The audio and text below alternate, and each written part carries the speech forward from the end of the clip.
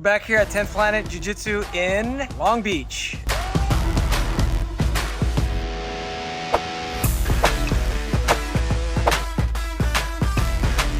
Behind every gym, there's a story, a mission, a spark of passion that started it all. This is Gymdesk Originals. Real owners, real struggles, and the communities they've built from the ground up.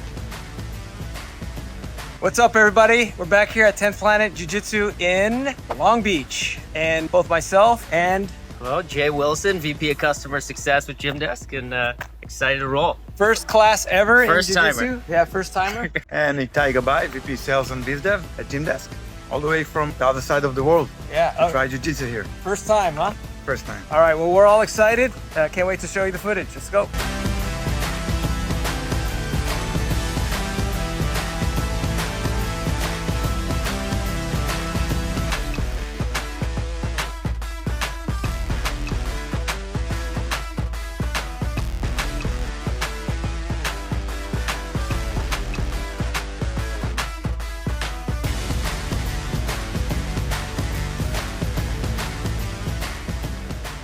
I am sitting here at 10th Planet Long Beach with Chai Sirisute. Thank you very much for having us. We're grateful for the time. I'm super excited about learning more about your journey, 10th Planet Long Beach, and some of the history here that you've had. I had the privilege of being out here, gosh, I think it was about 2 months ago, and was able to roll, and I had a great time. So I'm looking forward to tonight. So I can't wait for that. Everybody's getting ready for a comp. Bring your A game. My no-gi is not that great, but I'm going to show up. I'll show up. That's good. Oh, yeah. So maybe we can start from the beginning. If you could tell me the story about 10th Planet Long Beach. So just what inspired you to open up a martial arts studio? Tell me a little bit about that. Okay. Roughly around like 2015, my buddy had an automotive shop right down the street.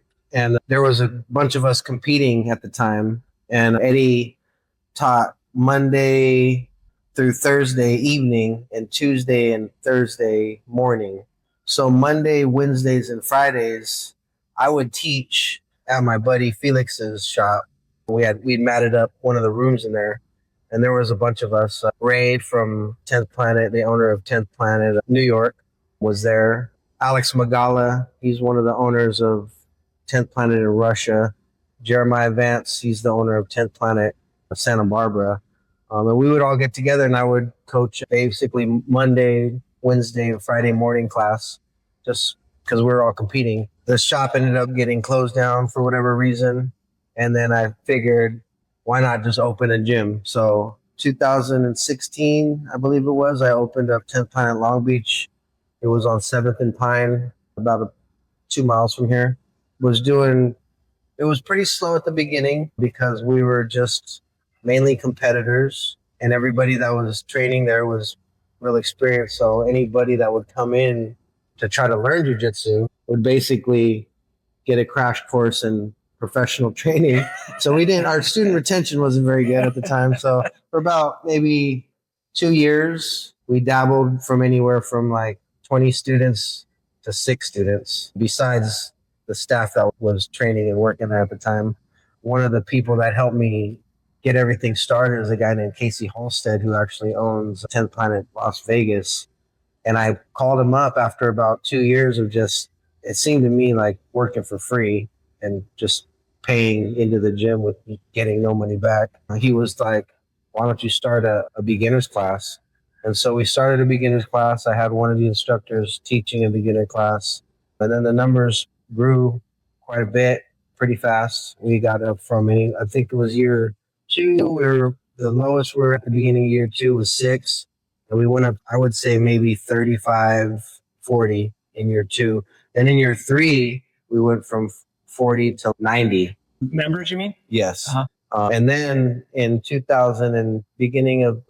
of 2019, maybe it was 2020, they had the BLM riots, and then the gym got burnt down. So that happened. And then once the gym got burnt down, I just kind of lost track of what I was doing and just got a couple odd jobs. Was bartending. Luckily, I had a friend that ran a bar, and he brought me in as a bar back and taught me the trade. So I ended up moving up to being a bartender and did that for about a year. Then did some other remodeling stuff for another year. And then someone asked me to do a seminar. And so I went and did a seminar and then basically was like, what am I doing? I should open up the gym. So I subleased an area from a church a couple miles from here. And then when I opened up, I probably got maybe like 40 students right off the bat. Didn't have any type of processing company in place. So we were just taking cash at the time, which in the long run hurt me because I didn't lock anybody in any kind of contracts or none of that stuff or direct deposits, which I feel like this business thrives off people and direct deposits and the numbers that you have with direct deposits, at least from a person like myself that was more focused on teaching and less on management. So then got up to about 40 students, started looking for a place, found this place, built it out, took about 9 months not because of the build out, but because of just red tape with the city, permits and various different things we're trying to do. And then eventually got everything done and opened this place up and transitioned from the church to here. And we've been here almost 2 years now, I'd say. And yeah, it's been quite the journey, to say the least. And since then, I've opened another gym in Inland Empire as well. Yeah. That's Awesome. what's up. Yeah, thanks for the background. I definitely want to unpack that a little bit more in terms of what happened during the riot and all that. But I'd love to know more before we get to that, more about your background. You just came back from Thailand. I think Right. You're a little jet lagged. Yeah. And understanding is you have various experiences in different martial arts. Is that right? I do, yes. So can you tell us a little bit about your background, the things So you yeah, studied? my dad moved here in '68. Was the person that is credited to bringing Muay Thai to America. He owns and runs the World Thai Boxing Association, which I don't even know how many students he has, but he has students all over the world. So that was one of the things. I was brought up doing Muay Thai. Told myself I never wanted to get into this business because I saw how he was just married to it. And for me, I was a little bit more free-spirited and didn't want to be tied down to anything too much. But then, like I said, in 2016, it just was one of those decisions I made, which was good because before that, I wasn't really, my life wasn't really legitimized. I was just hustling, basically, the best way to say it. Yeah. And yeah, so I had done Muay Thai since I could walk. Matter of fact, I was showing someone a picture the other day because my dad actually my aunt had a magazine at the hospital, and that's me and my dad. I think 81 or 80. That's cute. So yeah, that was the Yeah. beginning of my martial arts. And that was here? That was here, yeah. I was born in California. Okay. That's my mom. Wow, very beautiful woman. Yeah. So that's them. So yeah, grew up doing Muay Thai. My dad's best friend and vice president of his association is a guy named Danny Asano, who's a pretty famous martial artist himself. I grew up around them and always watched high-level martial artists teach and train. So I grew up around that. I started fighting Muay Thai when I was maybe 18 years old. And at this point, you don't have any jiu-jitsu. It's pure Muay Thai? Pure Muay Thai, yeah. Okay. I didn't start doing jiu-jitsu until I was like maybe 19 or 20. Now, that doesn't mean I didn't. So I would be around the Inasano Academy mostly every weekend because my dad would be traveling. And some of my dad's students, a guy named Mike and Joel, would come pick me up on the weekends because me and my stepmom didn't have the best relationship. My mom really wasn't in the picture at that time. And so they would pick me up and bring me to the Asano Academy. And I would just go there and hang out. I would hang out with guys like Eric Paulson and Danny Asano and Yuri Nakamura and Chad, who's actually blew up directing John Wick, which is crazy to see how he went from stunt doubling for Keanu Reeves to one of the biggest action directors nowadays. That's It's wild. crazy. Yeah. That's how I grew up, was in the martial arts scene, and never really wanted to make a career of it. I did fight. That was my career choice when I was younger, but then I got injured real bad snowboarding, blew out my knee, and just that changed the whole trajectory of my life. And yeah, here I am now.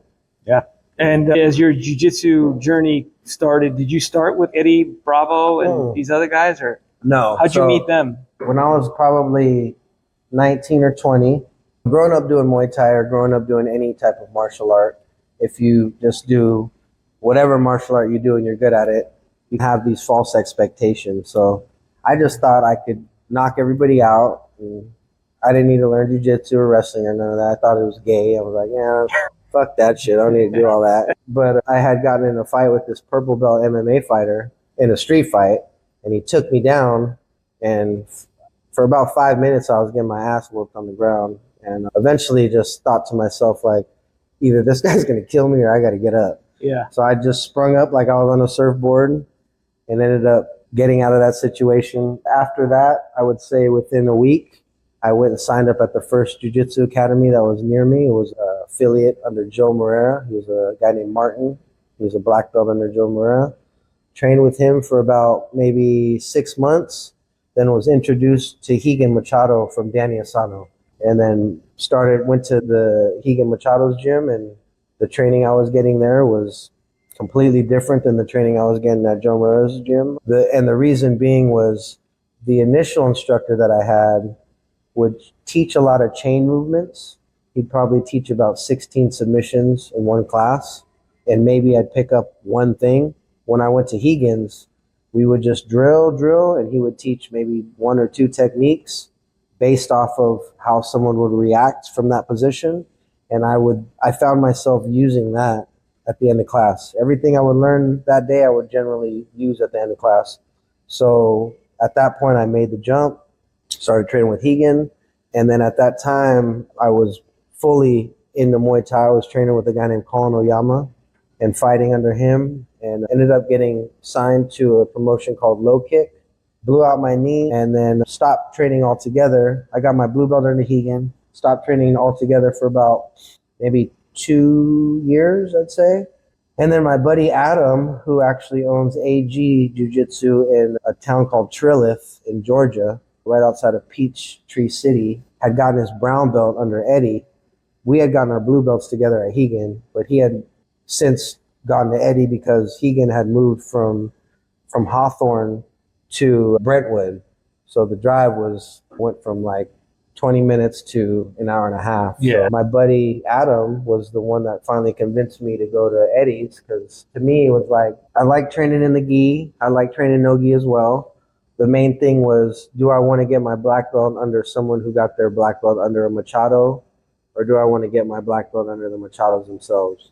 So that was the conundrum I was in actually. And then when my buddy Adam finally convinced me to go to 10th Planet, at the time I was a big fan of Marcelo Garcia and saw a lot of his X guard stuff, single ashi to X, and didn't really know much about it, but had watched it.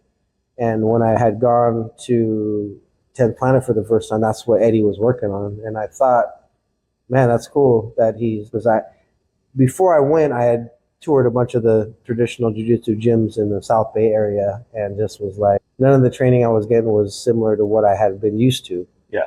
And when I went to Eddie's, like I said, he was doing something a little bit more new age, and I liked that. And then after class, Eddie stopped me and was like, hey, where do you train? And I told him I got my blue belt from Higan, and he was like, he complimented my jiu-jitsu and was like, it'd be nice to have someone like you here. And then that's what attracted me, because his online persona is different than how he is in person. Yeah. He's a real down-to-earth guy. He can go off on his tangents with things, but I just had a completely different perception of how I thought he would be, as opposed to how he is. And that's all it took. And then I was driving to Hollywood. Then the gym in Hollywood got shut down, and he moved to Burbank. So that was a far trek for me, but at that time I was already like, fuck it, I was dedicated. So I was driving up to Burbank. I was a blue belt, got my purple belt in Burbank, got my brown and black under him.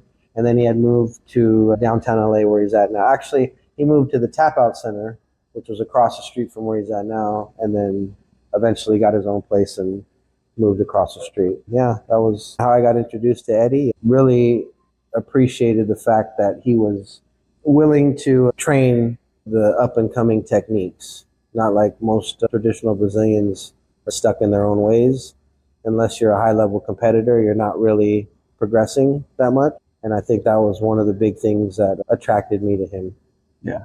Yeah, and I think the name The name 10th Planet has some symbolism around that, like breaking away from traditions and like embracing new age. Yeah. That kind of. Yeah. The 10th planet is, he was going to call it Nibiru, which is the 10th planet that they found outside of Pluto in the solar system. And I think Joe Rogan talked him into 10th planet because no one's going to be, Nibiru is just a fucked up name. That's from what I know. I could be wrong. So 10th Planet, it does have like an outer space vibe to it. Yeah, for sure. And that kind of goes into his philosophy or outlook on things too. Just if you want to get into that, yeah, it's on some shit, flat Earth and all that. I don't know if he still believes in the flat Earth, but yeah. So earlier you mentioned something that I think is, I don't know, heartbreaking. As a former business owner myself, small business owner, I used to own a chain of stores that were near and dear to me, put a lot of blood, sweat, and tears into them, building the business up. 20 comes around. Can you walk me through what happened? Like, what was going on? And where were you? Floyd and OD'd on fentanyl. Don't get me wrong. I grew up in the hood.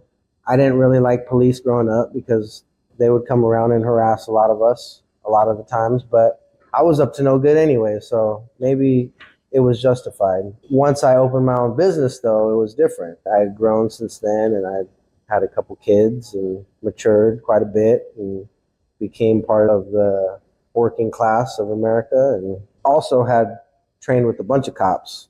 And when you train with cops, as opposed to running into cops in the street, it's two completely different experiences. At that point, I had a lot of respect for law enforcement and what they did. So George Floyd dies. There's a lot of civil unrest, basically.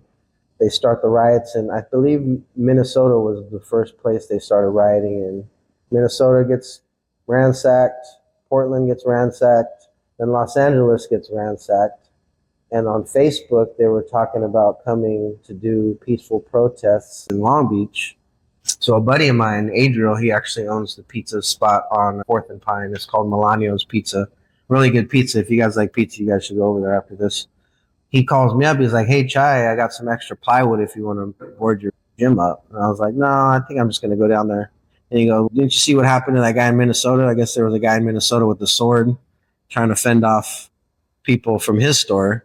And they ended up attacking him and killing him, basically." Oh, wow.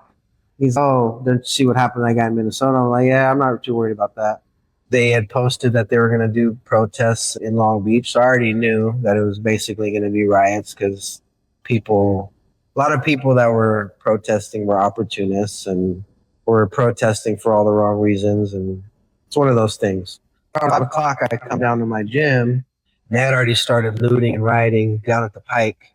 I believe Hot Topic was the first place that got ransacked. So now, how far is this from your place where you're like, oh? I was on 7th, and the Pike is down below Ocean. So it's Ocean, 1st, Broadway, 2nd, 3rd, 4th, 5th, 6th, and 7th. So I'm about a mile up, I'd say. Yeah. Maybe. So it's, I'm getting nervous, but it's not here yet. Yeah. They looted the first place around 3 o'clock, I'd say. So around 5, I go down to the gym, and they've already made their way up to 7th. My building that I was in had 5 businesses in it. There was a men's warehouse on the corner, which is on Pine and 7th. There was a black barber, which was next to the men's warehouse. And then there was me. And then there was a Labor Ready, which is like a temp agency for construction workers. And then on the end, there was I believe it was a yoga, karate, something like that. And 5 o'clock rolls around. I'm already going down to the gym with a couple of my friends that were willing to come and stand guard with me. So as I get there, the barber shop had already been broken into, and they were starting to loot the barber shop. As I come up, the barber comes up at around the same time, and he's an ex-Crip, still got a bunch of Crip homies. So they all roll up, and we just created a barrier around the barbershop and my gym. That was around 5 o'clock, I'd say. Things started getting really hairy around 5:36. Lasted probably until maybe 8 o'clock, 9 o'clock, I'd say. 9 o'clock, it started dying down. Around 10, it was completely pretty much dead. And then I remember we're all joking, oh shit, we did it. And then So this whole time between 5 and 10, are you outside or are you yeah, inside? we're outside. You're outside. Yeah, You're like standing guard and there's Yeah, it's crazy. It's a war zone. yeah. I've never experienced anything like that in my life. And are you being taunted by people? Well, Oh yeah, you're like, hey, a lot of people. Yeah. There was people just breaking windows and doing dumb shit just because they had started looting the Men's Warehouse probably around 6:30. They finally got into it. I don't know who, but someone in our group started letting off shots to try to scare them away, which it did for about maybe 5-10 minutes. And then it was just like fucking ants, man. Those things, everybody came back. Twice as many people came back. And maybe the cops got reports that there were shots being fired. So then they roll up in like SWAT. And I don't know if they're shooting rubber bullets or what they're shooting at everybody, but they're shooting at us. Hey, you too? Yeah, because Oh, we were boy. standing in front of the businesses. So we run into the barber shop because I didn't open my gym because my gym, those buildings were all glass, basically. So it was like, the reason we stood out front was because if we were inside, I felt like people were going to break the windows. Yeah. And they were just big, huge glass panels, and windows aren't cheap. So I was thinking, let's just stand out front. We were in the mix of things. I had a couple people that were really down for the cause. I had another student who was also, I want to say he was a U.S. Marshal or maybe he was a Treasury, some kind of government agent that was trained. So he was out there with us. And we stood in front of the gym through the mix for about 4 hours, really with a lot of people with ill intent trying to just do dumb shit, in my opinion. Opportunists. There was a lot of the rioting was very organized. There was people that were just there to loot. So someone would pull up on a phone and be like, in a car would pull up and they would just get as much shit as they could and then dip out. And then there was other people just causing havoc, breaking shit and running around crazy, trying to attack people. It was just chaos. Yeah, like I said, we made it up until 10 o'clock. 10 o'clock, we're all, oh shit, we did it. We're all like patting each other on the back. And then I don't know what it was, but on the corner of Pine and 7th, on the other side of the street, I seen these two guys walking across the street and I seen someone filming them. And I'm like, I told one of my buddies that was with me, I was like, hey, you see that? He's like, I'll go check it out. So he goes and walks over there. And as he gets over to the corner, he runs back. He's like, hey, shit's on fire. Grab your fire extinguisher. So I'm opening the door to grab my fire extinguisher. I open the door and then I had like metal gates on the inside. So the deadbolt, or not the deadbolt, but the padlock. And as I'm doing that, there's an Ace Hardware, maybe 2 buildings down, caddy corner of the Men's Warehouse. So the owner of that comes running over with a cop with fire extinguishers, and they go inside and start spraying the fire. At this time, I grab my fire extinguisher and I'm running over there. And as I'm running over there, the cop runs out of the building and is like, everybody get back. So within 2 minutes, I would say, there was 5 businesses in that building. The building was pretty much blazing at that point. The fire department got there about 8 minutes later, which at that point, the whole building was engulfed in Wow, flames. it spread that fast. Oh man, that shit. I don't know if you've ever seen a fire like that before, but it goes a lot quicker than you would think. Yeah. Yeah. So the first business that was caught on fire was at the Men's Warehouse? Men's Warehouse, yeah. So that thing lights up, catches the next one on fire, and within minutes, all of them are in flames. Yeah. And then the fire department got there, like I said, 8 minutes later, and it was already too late. I remember me and the owner of the barber shop were standing across the street watching everything as the fire department rolled up. And I was like, man, can you believe that shit? And he was like, nah. I was like, this was my way of legitimizing my life. He was like, yeah, me too. And we looked at each other and we just said bye. And then we both went our separate ways. And I honestly went into my house and probably didn't come out for a month. People were coming by trying to bring me groceries and shit. I just didn't want to talk to nobody. I grew up on the streets and finally did something legitimate. And then to have that happen was just, man, it was tough, to say the least. But yeah, that happened. And then, like I said, 2 years went by. I didn't do anything. And then did a seminar and got the urge back to want to start teaching again. Because one of the things that kept me going for the first 2 years in the first location was that I really felt like I was helping people. there's a guy named Chai Sirisute who was the first student that signed up at that location. And when I first met him, he wouldn't make eye contact. He would just answer looking down all the time, would just give me one word answers. And to see how he had progressed from the day that he started until the day that the gym burned down I felt like I was really helping people. I wasn't making money the first 2 years, but that's what kept me doing it. And then once I started making money, it was when I hit that stride is when the gym got burned down. So it was like bittersweet, I'd say. It is what it is, and life goes on, and I'm here now. The location is much better. The location before was probably, I would say, a third of this mat, and that was just the building. There was not any much space in the front. It probably went to the beginning of these bleachers to that wall. That's how big the gym was. Now I have a full bag rack, workout area. We got showers here. It's quite a bit better than it was. So yeah, there's a silver lining to it. But. Yeah, like the phoenix rising out of the ashes. And this is a very nice looking gym.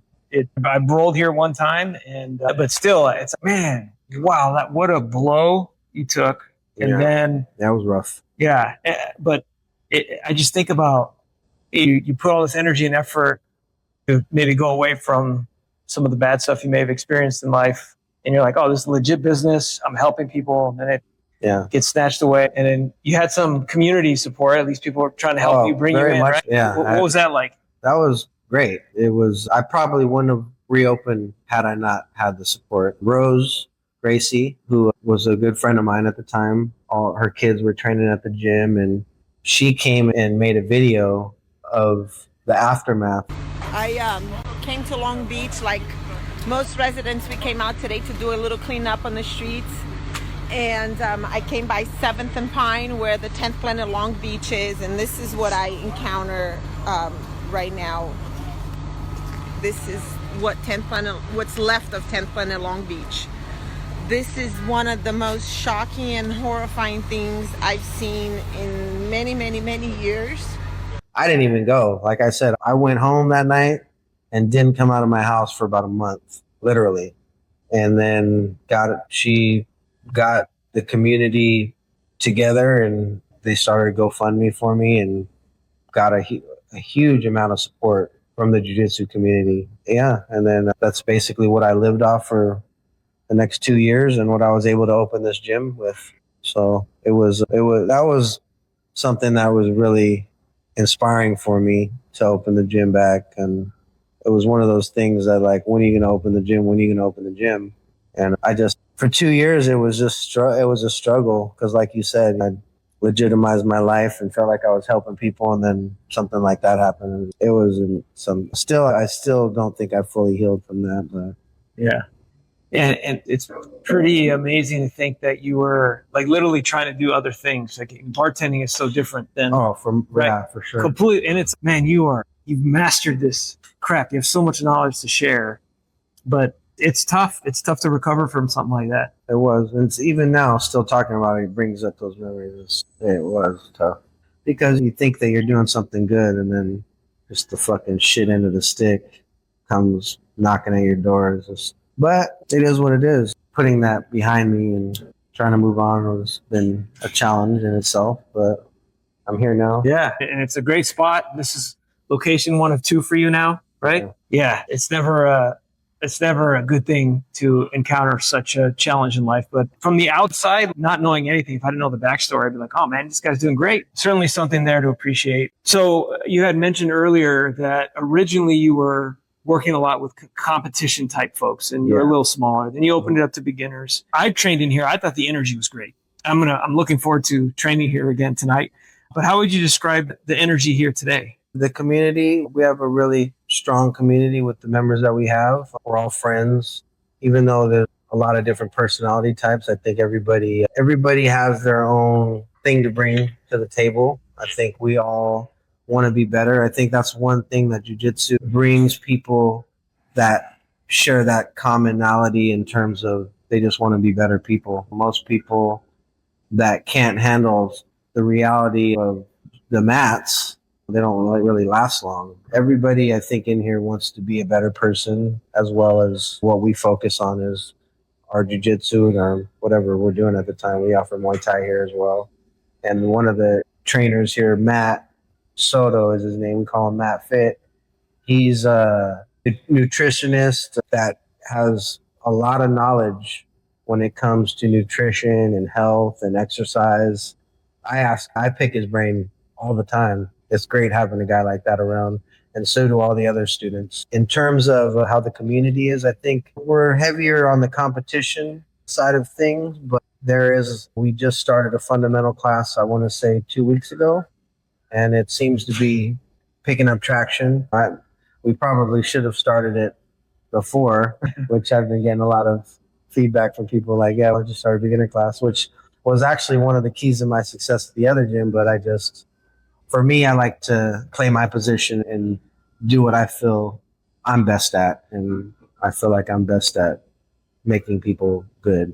We have someone that's teaching the fundamentals now. And so, yeah, that's what's at. So are you doing anything in particular that consciously around culture, and whether it's students, team members, if you have a new person on board, or even with parents for folks that come out here? Yes, I would say we host parties for competitions sometimes and try to support the students in whatever businesses they have. Definitely one of those things. We all used to go to this bar, Iguana Kelly's, who was a friend of mine, and we watched the UFCs there, but he ended up getting shut down. So we haven't done that in a while, but we've been hanging out here because it's a lot more space than the other place. Yeah. Before it wasn't really like that. So we've had a couple parties here. I was planning on having another party a little while back, but then my dad got sick, and I've been out to Thailand twice now since March, just trying to juggle all my priorities and stuff. And your dad is he staying there? Has he been there? Yeah, he went out there in December. Before he left, because he lives in Carson, before he left, he was telling me he was forgetting things. And so I was just like, oh, he must be getting dementia. And then my brother called me, and I want to say it was late February, and was like, hey, Dad's in the hospital. But he wasn't really giving me any solid answers. I'm like, what's he in the hospital for? He's like, I don't know.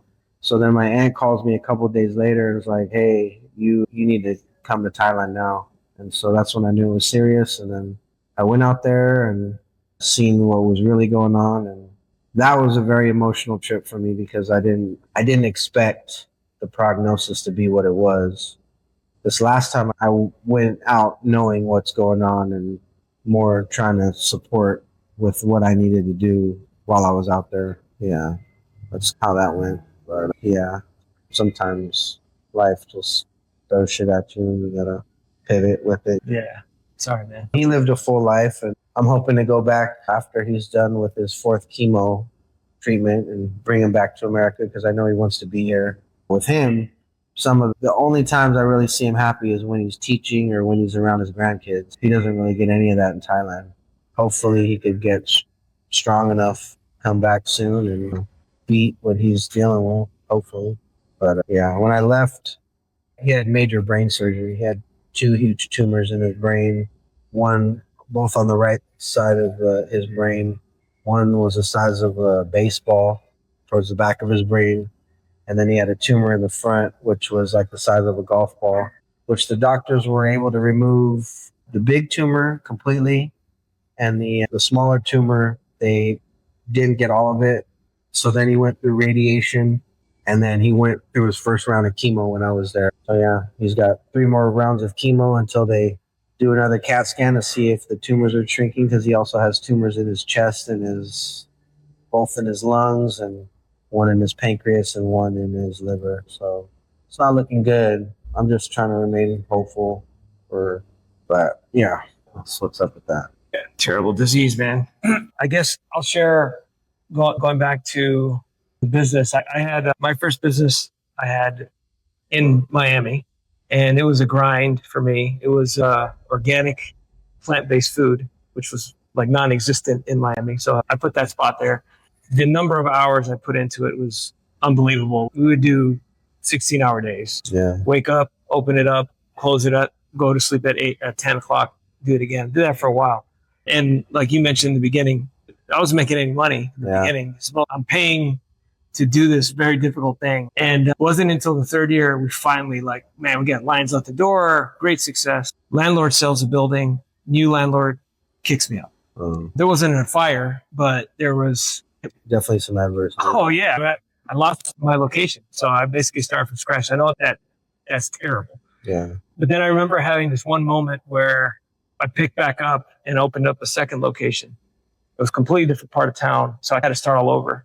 I would have some loyal folks that would come to the new location, but it was like and then I had this like underlying depression when I was going through that. Yeah. But there was this one moment, it's probably 3 months into the new place, where it's like packed. And I'm like, hey, things are okay. We're still in business. People are here. They're eating. They're happy. It's full. And it took a while, not as long as it took for me to build the first one to get to that place. But it was like a moment of like reflection and appreciation for like still going. Have you had that here? Have you had a feeling like that? Not quite, no. I'd say we're teetering around 30 and 40 students right now. I think a big thing is the location. We're not in the best part of town. And I know that some of the people that have come from the old gym have come and been like, oh, I'm not used to this kind of area. But for me, I grew up in the hood, so it's nothing to me. Yeah. But in terms of the facility, I love the facility. And I don't mind. The only thing that I do mind about this location is the fact that people are scared to come sometimes. Yeah. Other than that, I think we're starting to hit our stride. I think Gymdesk has really helped in terms of help bring new students in. Retention's pretty good. The people that do sign up stay unless they move. That's been the only reason people have left, is if they've moved, which is good. But it's just getting people in the door. And so we went from Zen Planner to Gymdesk. And since we went to Gymdesk, I think that the numbers have grown a bit, but still waiting to hit that stride. I think when we get up to 80, 90, that'll be when I can sit back and find out, okay, Yeah. we're back where I was. Yeah. And hopefully we can help you get there and get there faster. Yeah. I have some ideas of some stuff we can do. So Jay and I will discuss that. Definitely. What about, how did you guys even pick Gymdesk? How'd that even happen? Nola and Chris Sirisute are the people that helped me on the back end of things. Yeah. And Nola was doing a lot of research and found that there was a marketing tool that you guys had that was extra for Zen Planner. And she's like, why don't we just give it a try? And so I was reluctant because I knew that switching processing companies would have the potential of losing students. Yeah. Which it did happen. We went from like 35 students back down to 19. And then now we're built back up to about that number again. But I knew it was going to happen. The fact that I feel like Gymdesk is bringing more students in because of the marketing tools and as well as the prompt texts and emails. I think that helps quite a bit. That's why Nola was talking about give it a try. I was real reluctant, like I said, because I knew that we would probably lose some students. And it's those students that never come. It's like the people that sign up for a year that come 2 or 3 times. Yeah. I had that a lot at the other gym. Guys have come in their last month one time. Like, I knew your name. Where the fuck were you? And the excuses people give. I would say the hardest part of training most of the time is just walking out of your door and walking into the facility.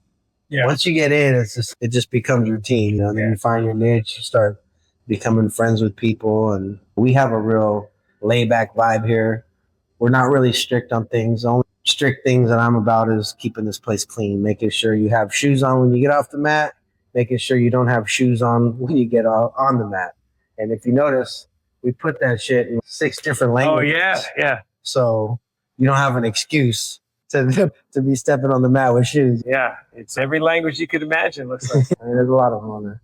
So you mentioned a couple things that stood out with Gymdesk. You like the marketing. Anything else that the members I think it's commented? user friendly. I think it's a lot more user friendly. We're checking people in right now, but eventually I put a mounting things so people could just check in. That's the reason I built this gym the way I built it. Was I wanted them to come into basically a fight shop, and I didn't want to give them access until they punched in to the iPad. So we haven't quite implemented that yet because we're still doing it ourselves. I think the reason why is because everybody wants to learn all the students' names. I'm pretty bad with names myself. So unless you tell me your name like 4 or 5 times, and generally I'll forget it. Yeah. I meet a lot of people. They say there's a number, like 164 names. There's some odd number that you remember and prioritize names. And as you learn more names, some of those people that are less on your priority list, you start forgetting their names. So it's, Yeah, there's definitely a limit to how much you got in here. Yeah. For sure. If someone you knew, a buddy of yours, wanted to open up a gym, whatever kind of gym, taekwondo, judo, jiu-jitsu, what advice would you give them? I would tell them, hit your marketing really tough in the beginning, offer a real competitive price just to get numbers in. And once you get your set number that you're aiming for, start raising your prices. That's what I did at the other gym, and we already have 100 and some students. Oh, wow. Your other gym has... Yeah. Wait, did you open that one first or second? Second. You opened your second one, and you're already at 100 plus? 100 plus, yeah. Wow. Yeah, because we started, like I said, like I just gave the advice. Yeah. I took that advice and implemented it over there.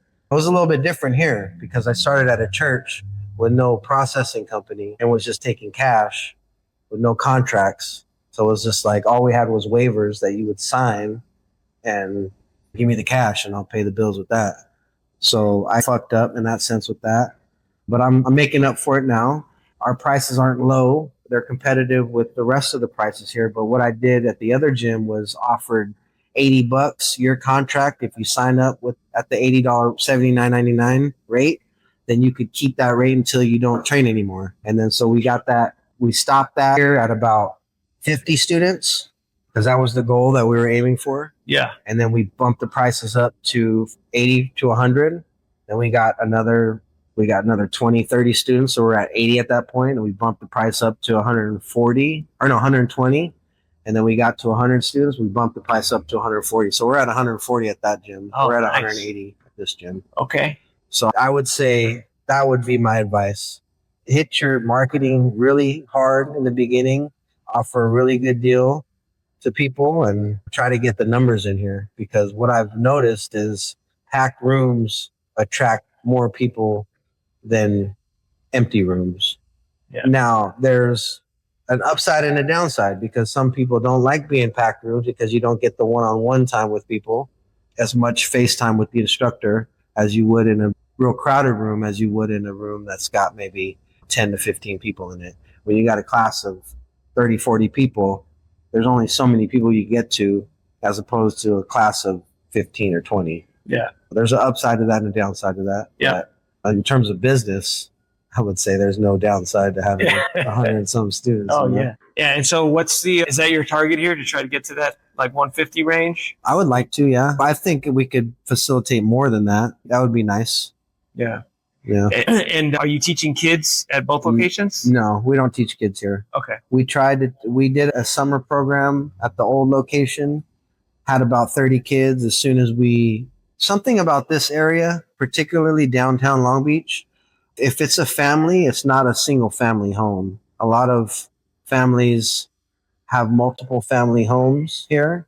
Paying a price like that for their kid is generally something that's not something out of the picture.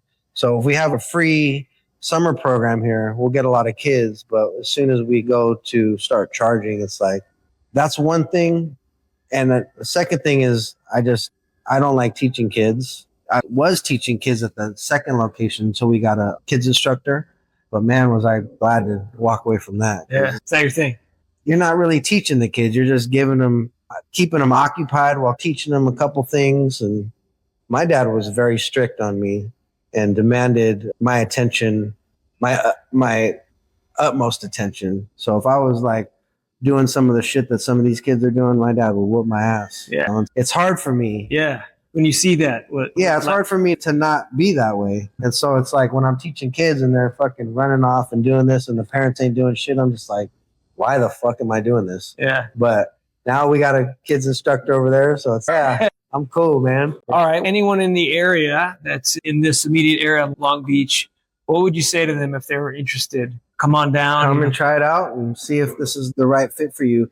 One of the things that I tell people, which is probably not the best thing for business, is I give people advice I give myself. So when people come in, I say, you know what? Before you sign up, I said, why don't you go check out all the other gyms around here and see if you like their teaching style, see if you like the vibe of the gym better, because I'm giving people genuine advice. I'm not trying to sell them, which I should be in a sense, but the people that are here are really true to this gym, and that's the culture that I want. I don't want a lot of bullshit drama that I see going on at other gyms because they have a couple bad seeds. Yeah. I've had that at the old gym and had to kick people out because of it, and just would rather just not have that. So I'm really upfront with people from the beginning, and it's a good thing that I tell people. And that's advice that I would give myself too, because my teaching style may not necessarily be the best that translates to whoever comes in the door. Yeah. Cool. With that. Yeah, we're looking forward to. I got 2 executives here from the Gymdesk family.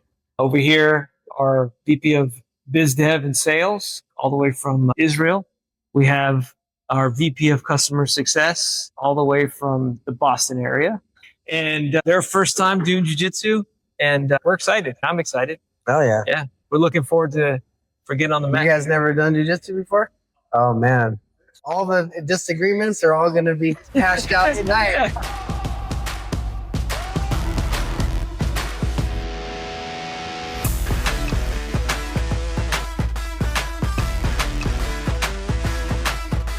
We got Jay, the legend, who had his first BJJ class today. How you feeling, buddy? Tell us what you thought about it. I'm feeling tired, but that was a good workout. A lot of fun. Great teacher in Chai. Great group of jiu-jitsu friends here that were really helpful for my first time. So all in all, great night.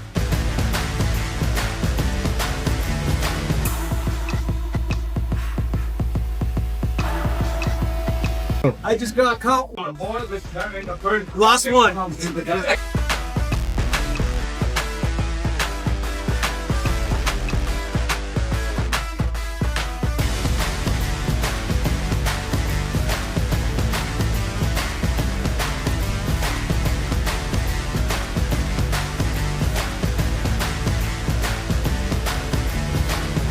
That was amazing, man. That was 8-minute rounds we did, right? 8-minute round, yeah. I got caught.